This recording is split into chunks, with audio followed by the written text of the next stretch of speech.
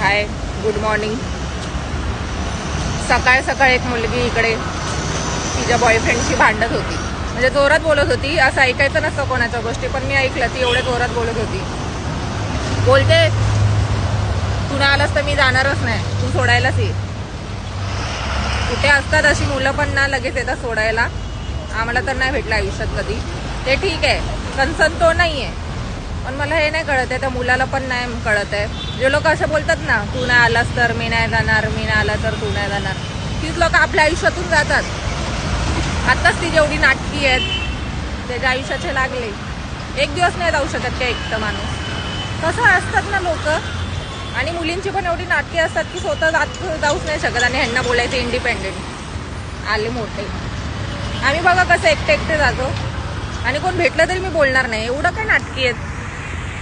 काय सकाळी सकाळी ना बॉयफ्रेंड गर्लफ्रेंडची लफडी ऐकायला भेटते. काय बोलायचं, सिंगल असून.